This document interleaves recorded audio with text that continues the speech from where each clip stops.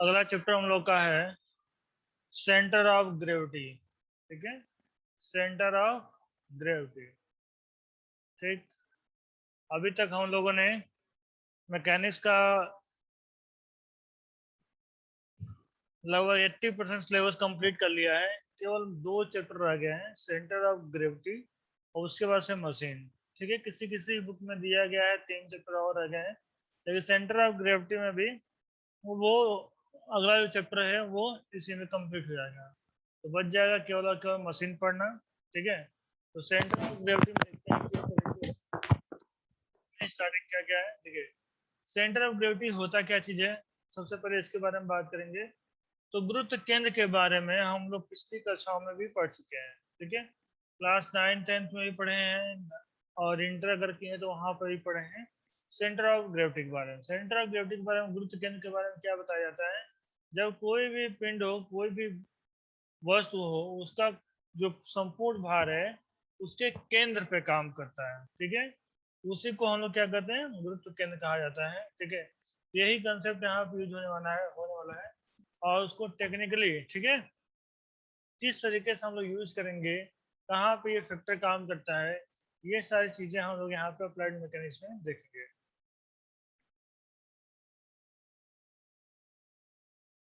तो ये देखते हैं इसके बारे में क्या क्या बताया गया। सबसे पहले बताया गया कॉन्सेप्ट के बारे में। ठीक है, कॉन्सेप्ट में क्या बताया गया ये चीज में देखते हैं।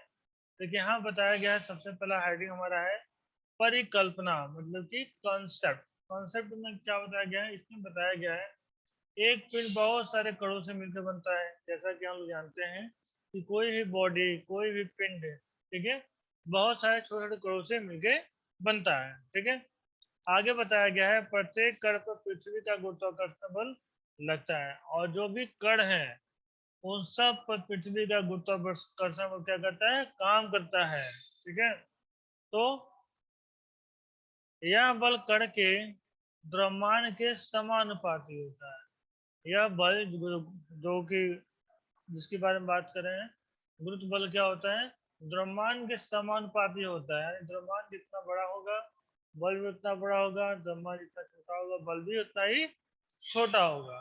ठीक है, आगे क्या बताया गया है, इस बल की दिशा सदैव पृथ्वी के केंद्र की ओर रहती है और ये जो बल लगता है उसकी दिशा सदैव पृथ्वी के केंद्र की ओर रखती है। ठीक है, कोई भी वस्तु होगा वो उसका संपूर्ण भार जो केंद्र पे काम करेगा और उसकी दिशा जो होगी वो पृथ्वी के केंद्र की ओर होगी, हमेशा पृथ्वी की ओर ही खींचा जाएगा। ठीक है, आगे बताया गया है तथा यह बल ही कण पर ये यह बल ही कण का भार कहलाता है। तो जिस बल के द्वारा कोई वस्तु पृथ्वी के द्वारा खींचा जाता है उस बल को ही हम लोग क्या कहते हैं, भार कहते हैं, उस वस्तु का भार कहा जाता है। ठीक है, तो ये बात हो गई कॉन्सेप्ट के बारे में। कॉन्सेप्ट के बाद हम लोग अब आगे देखेंगे सेंटर ऑफ ग्रेविटी, गुरुत्व केंद्र क्या है इसके बारे में हम लोग यहाँ पे देखेंगे। ठीक है, तो गुरुत्व केंद्र के बारे में क्या बताया गया है, गुरुत्व केंद्र के बारे में यहाँ पे बताया गया है,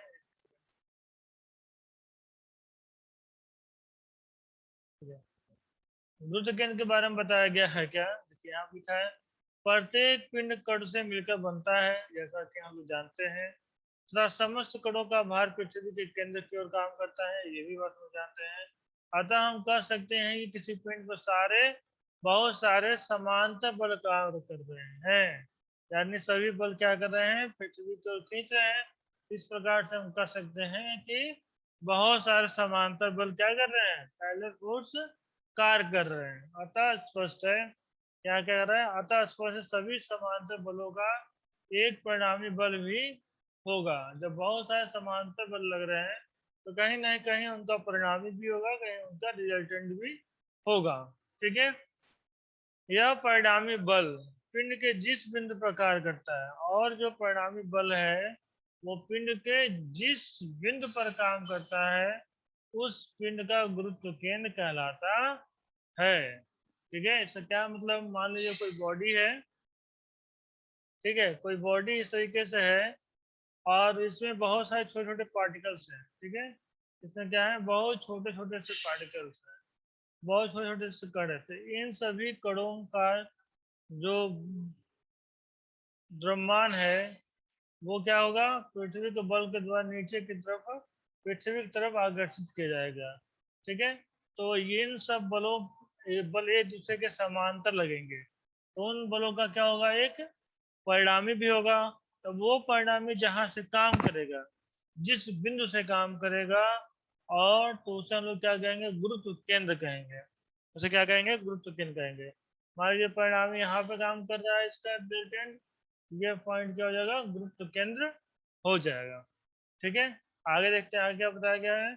आगे बताया गया है, अतः हम कह सकते हैं कि जिस बिंदु पर किसी पिंड का समस्त भार कार्य करता हुआ माना जाता है, उसे पिंड का गुरुत्व केंद्र कहा जाता है। देखिए फिर से देखिए, यहाँ बताया गया जिस बिंदु पर किसी पिंड का समस्त भार कार्य करता हुआ माना जाता है, उसे पिंड का गुरुत्व केंद्र कहते हैं। सिंपल सा डिफिनेशन है कि गुरुत्व केंद्र क्या है। जिस बिंदु पर, ठीक है, वस्तु है, कोई पदार्थ है, उसके जिस बिंदु पर पिंड का समस्त भार कार्य करता हुआ माना जा सकता है, उसी को हम क्या कहते हैं, पिंड का गुरुत्व केंद्र कहते हैं। ठीक है, पिंड का गुरुत्व केंद्र कहते हैं।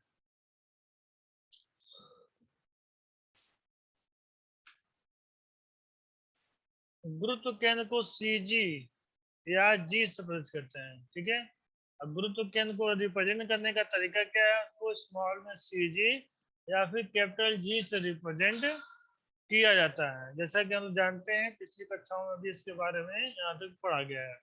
ठीक है, आगे देखते हैं आगे क्या बताया गया है। आगे बताया गया है, किसी भी पिंड का गुरुत्व केंद्र एक स्थिर बिंदु होता है।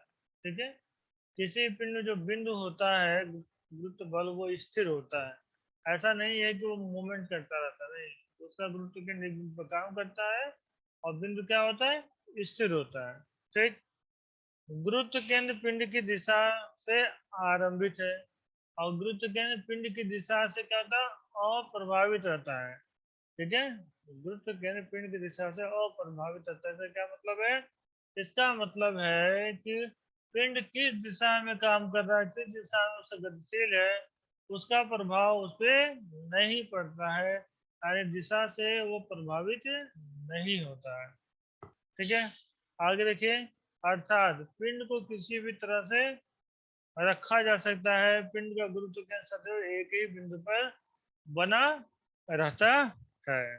ठीक है, आगे देखिए, किसी पिंड का गुरुत्व केंद्र पिंड के आकार पर निर्भर करता है। अतः यह आवश्यक नहीं है कि किसी पिंड का गुरुत्व केंद्र पिंड के भीतर ही रहे, अर्थात पिंड का गुरुत्व केंद्र पिंड के बाहर से भी स्थित हो सकता है। ठीक है, पिंड का गुरुत्व केंद्र किस पर निर्भर करता है, उसके आकार, मतलब उसके शेप पे डिपेंड करता है। किसी वस्तु में पिंड का गुरुत्व केंद्र पिंड के अंदर हो सकता है, अगर शेप उसका डिफिकल्ट है, कुछ अनियमित तरीके से है, ठीक है, तो उसका गुरुत्व केंद्र है पिंड के बाहर भी हो सकता है। ठीक है, आगे देखते हैं हम लोग।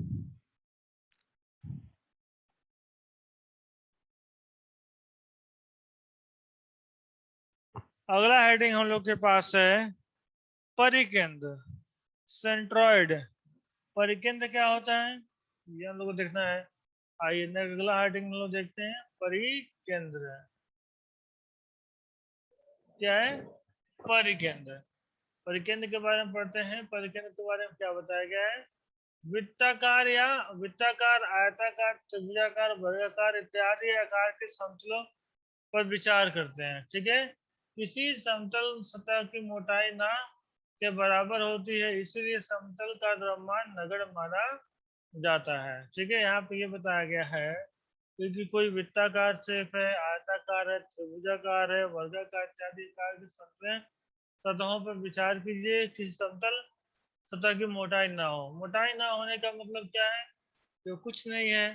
ठीक है, फिर भी अगर मानना चाहें तो एक पेज मान सकते हैं।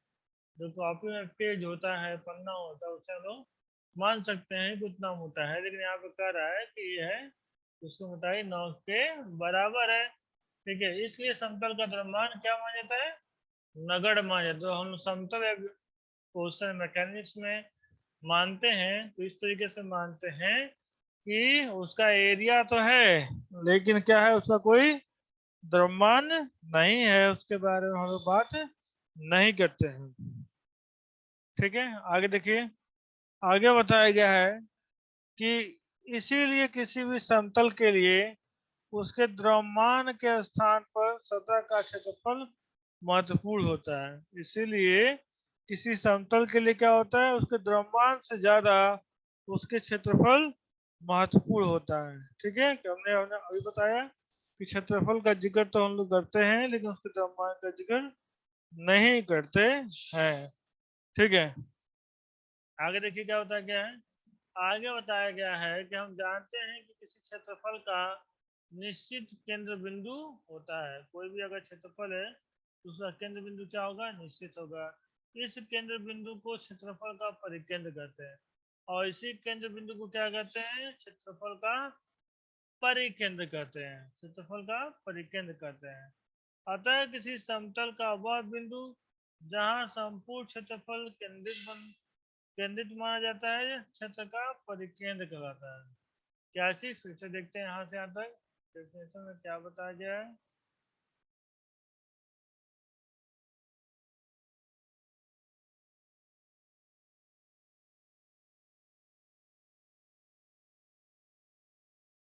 बताया गया है यहाँ पे, किसी समतल, एक सेकंड, हाइलाइटर नहीं है क्या, टेस्ट है,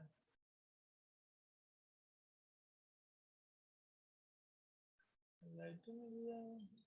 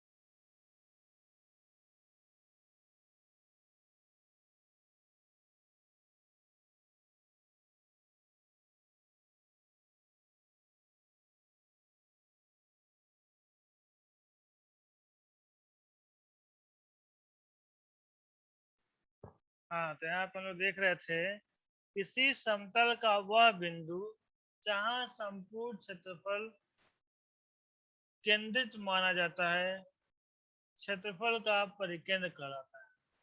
ठीक है, पूरे समतल का वह केंद्र है। ठीक है, मान लीजिए कोई समतल इस तरीके से, ठीक है, इसका एक केंद्र बिंदु लेते हैं। जैसे केंद्र बिंदु कैसे निकलेगा इसका, जैसे केंद्र बिंदु इस तरीके से, तो बिकर को खींच देंगे, इसका जो बीच वाला पॉइंट आएगा वही क्या आ जाएगा, सेंटर आ जाएगा इसका।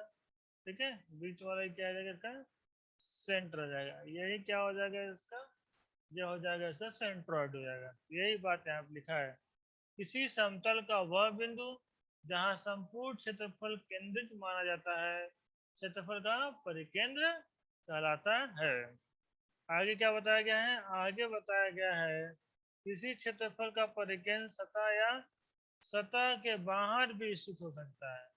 परिकेंद्र सेंट्रॉइड है वो एरिया के अंदर या फिर आउट ऑफ एरिया भी हो सकता है, एरिया के बाहर भी हो सकता है। ठीक है, तो हम लोगों ने कहा ना परिकेंद्र के बारे में, सेंट्रॉइड के बारे में। ठीक है, आगे बढ़ते हैं। नेक्स्ट सेटिंग हम लोग के पास यहाँ पे दूसरी अंतर बताया गया है। अंतर किसके किसके बारे में बताया गया है, अंतर बताया गया है यहाँ पे centre of gravity and centroid के बारे में बताया गया। दोनों में फर्क सेम है। सेंटर ऑफ ग्रेविटी में मास के बारे में, द्रव्यमान के बारे में बात किया जाता है। सेंट्रॉइड में एरिया के बारे में, क्षेत्रफल के बारे में बात किया जाता है। ठीक है, देखते हैं दोनों में क्या बताया गया है। यहाँ बताया गया किसी पिंड के भार का केंद्र गुरुत्व केंद्र कहलाता है। किसी पिंड के भार का केंद्र क्या कहलाता है? गुरुत्व केंद्र कहलाता है। जबकि सतह के क्षेत्रफल का केंद्र परिकेंद्र कहलाता है। दोनों में अंतर एकदम स्पष्ट है। क्षेत्रफल का जो केंद्र होता है वो परिकेंद्र कहलाएगा। ठीक है। इसी वस्तु के भार का जो गुरुत्व केंद्र होगा, जो भार का जो केंद्र होगा वो क्या कहलाएगा? गुरुत्व केंद्र कहलाएगा। ठीक है। दोनों में एकदम डिफरेंट डिफरेंट चीजें हैं। दोनों दोनों में अंतर स्पष्ट रूप से यहाँ पे दिखाई दे रहा है।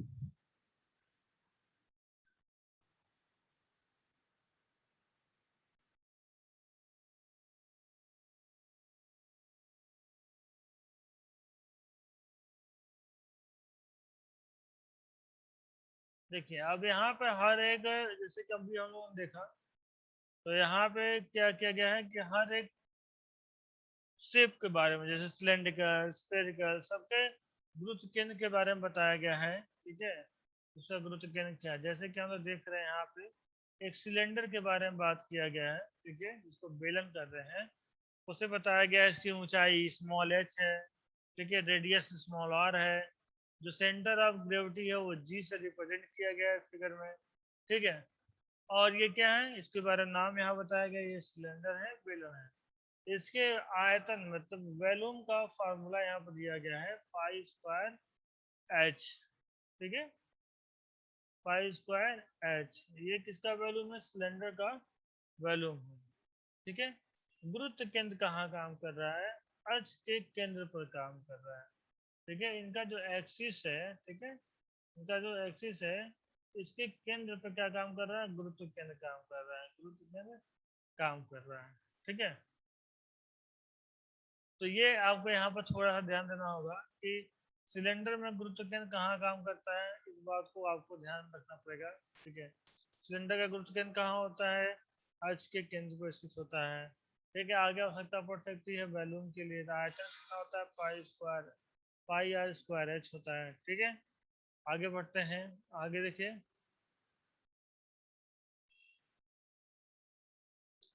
अब नेक्स्ट जो बात की जा रही है वो गोले की बात की जा रही है, स्फीयर की बात की जा रही है।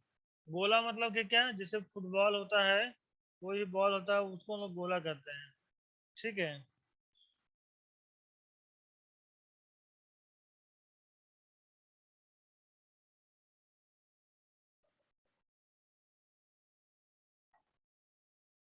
अब इसमें का केंद्र, इसमें सेंटर ऑफ ग्रेविटी कहाँ होता है, इसके बारे में बताया गया। सेंटर ऑफ ग्रेविटी गोले के व्यास के केंद्र पे होता है। कहाँ होता है?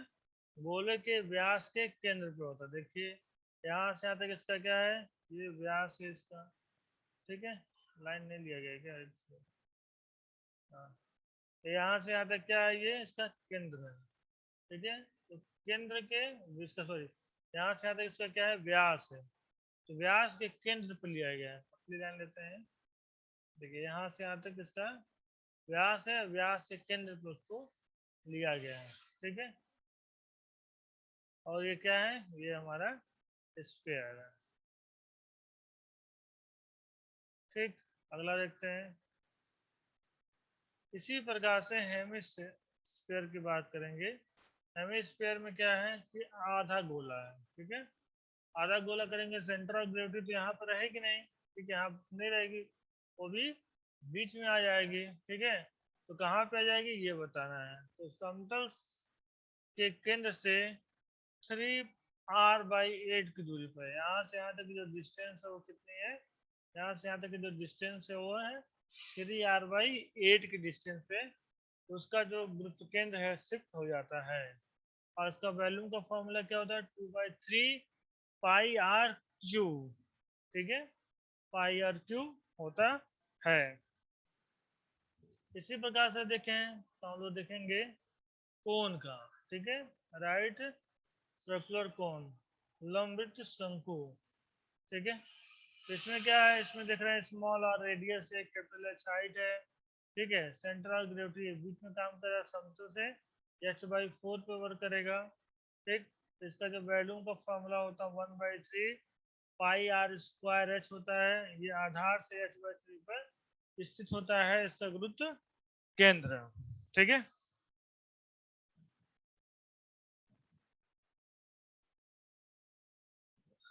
अगला टॉपिक देखते हैं। अगला टॉपिक क्या है?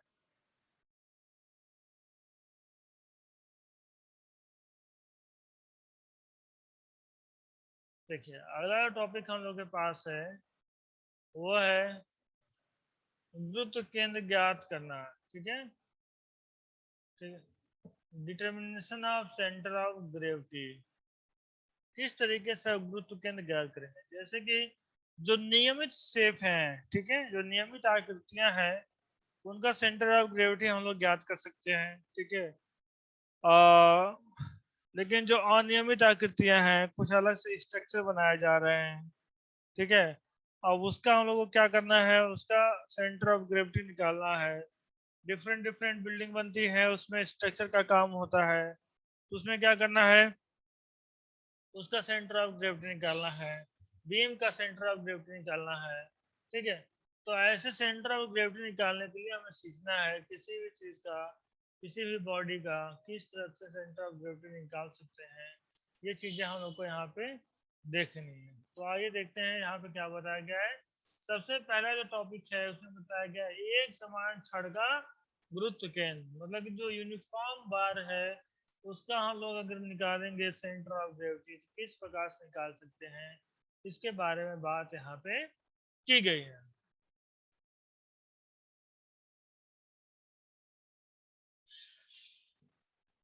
पहला आइटम देखिए, एक समान छड़ का गुरुत्व केंद्र, ठीक है जी, ऑफ ए यूनिफॉर्म बार।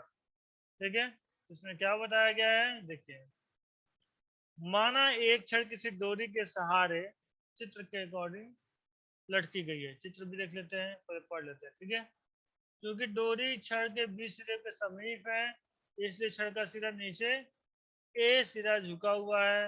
अब धीरे धीरे डोरी की छड़ को ऊपर को सरकाया जाता है, किसी एक बिंदु पर छड़ पूरे क्षैतिज रहता है।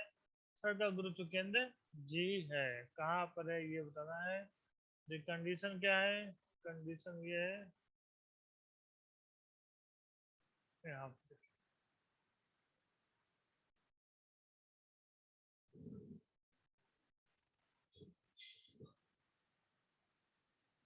इस कंडीशन में पहले था, अब ये इस कंडीशन में हो गया। ठीक है, बीच में जब आ गया तो ये क्या हो गया है, बैलेंस हो गया है। तब इसकी स्थिति बतानी है, जी की स्थिति कहाँ पर है। तो इस तरह के क्वेश्चनों को हम लोग देख के बता सकते हैं कि जी की स्थिति कहाँ पे होगी, ए और बी के बीच में होगी, वहीं पर जी आएगा। ठीक है, यहाँ पे तो हम लोग देख के बता सकते हैं, लेकिन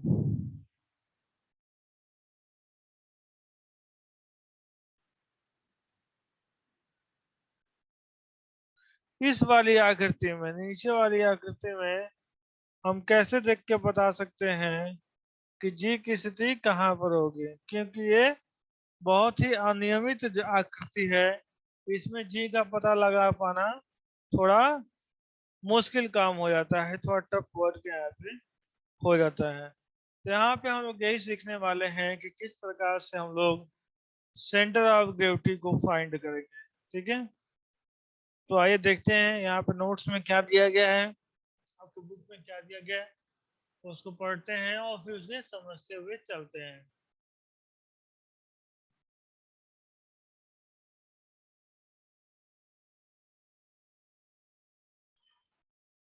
देखिए आपके नोट्स में बताया गया है कि चित्र में, नीचे वाले चित्र में जो अभी दिखा है, ठीक है, एक अनियमित आकार के प्लेट दिखाई गई है। सब पता, प्लेट को एक बिंदु ए के सहारे लटकाया गया है। ठीक है, और प्लेट की स्थिति को, इस प्लेट को स्थिर होने दीजिए, और उसमें क्या किया गया, एक पॉइंट पे बांध दिया गया है, अब प्लेट को स्थिर होने दिया जा रहा है। ठीक है, बिंदु ए से होती हुई एक रेखा ए बी खींचिए, आप प्लेट को सी के सहारे लटकाइए। ठीक है, देखिए इसमें किया क्या गया है, देखिए बताते हैं आपको। नीचे वाले प्लेट की बात कर रहा है, इसके बाद में उसने खत्म कर दी कि बीच में आ जाएगा तो जी पॉइंट उसका सेंटर आ जाएगा। अब वो बात कर रहा है यहाँ अनियमित रूप से वस्तुओं को बैलेंस करने के लिए। तो यहाँ पे हम लोग देखेंगे, वो कह रहा है कि पहले एक पॉइंट पे ए पर इस आकृति को बांध के लटका दीजिए, और जब ये स्थिर होने दीजिए, और जब स्थिर हो जाए तो ए से लिए हुए एक लाइन खींच दीजिए। ठीक है, उसके बाद सी से इसको बांध के लटका दीजिए। ठीक है, और सी से जब लटकाने पे स्थिर हो जाए तो सी से लगाए एक लाइन खींच दीजिए। इसी प्रकार से दूसरे भी एम से लटका दीजिए, चाहे एम से लटका दीजिए। और इस तरीके से जब ये आपको क्रॉस जहां मिलेगा, ठीक है, जहां पे आपको क्रॉस मिल जाएगा वहीं पे क्या हो जाएगा, सेंटर ऑफ ग्रेविटी। ठीक है, इस तरीके से आप सारे के कटान बिंदु को सेंटर ऑफ ग्रेविटी ज्ञात कर सकते हैं। तो यहाँ पे एक तरीका हो गया। दूसरा तरीका देखिए क्या है। आगे कुछ और भी इमेज दिखाए गए हैं। अब इसका सेंटर ऑफ ग्रेविटी किस प्रकार से निकाल सकते हैं, इसका सेंटर ऑफ ग्रेविटी किस प्रकार से निकाल सकते हैं। देखिए, ऊपर वाले जो समतल है उसका जो अगर निकालते हैं तो यहाँ पे आता, नीचे वाले समतल का यहाँ पे आता, लेकिन सेंटर ऑफ ग्रेविटी कहाँ पे आएगा, इन दोनों के बीच में आएगा। ठीक है, अलग अलग जो हमारा बॉडी है, अलग अलग जो शेप है उस पर डिपेंड करता है सेंटर ऑफ ग्रेविटी। उसी को निकालना इस चैप्टर में सीखना है कि डिफरेंट डिफरेंट प्लेन के लिए, डिफरेंट डिफरेंट शेप के लिए किस प्रकार से centre of gravity find out किया जाएगा। अब देखिए इसमें जो है हम लोग देखेंगे कि यहाँ पर ट्रायंगल के लिए बताया गया है, ठीक है, रेक्टेंगल के लिए बताया गया है, सर्कल बताया गया है, सर्कल के लिए बताया गया है, ठीक है, क्वार्टर सर्कल बताया गया है, ठीक है, थ्री क्वार्टर सर्कल बताया गया है, ठीक है, समलंब चतुर्भुज ट्रापेजॉइडल के लिए बताया गया है। तो यहाँ पे ये सारी चीज़ों के जो है हम लोग को कुछ जो फार्मूले बताए गए हैं ये भी याद रखने होंगे, ताकि न्यूमेरिकल प्रॉब्लम सॉल्व करने में ईजी हो। ठीक है, जैसे देखेंगे यहाँ पे बताया गया है, ठीक है, और इसका एरिया, रेक्टेंगल के एरिया के बारे में बताया गया है, हाफ बी एच। ठीक है, एक्स एक्सिस से कितने दूरी पर है, वाई एक्सिस से कितने दूरी पर लग रहा है, ये भी बताया गया है। ठीक है, तो इन सब चीज़ों के बारे में अगले वीडियो में डिटेल से पढ़ेंगे और इसके बारे में जानेंगे। ठीक है, आज के लिए बस इतना ही रहने देते हैं, टाइम ओवर हो चुका है। ठीक है, अब हम देखेंगे कल। आज के लिए बस इतना ही।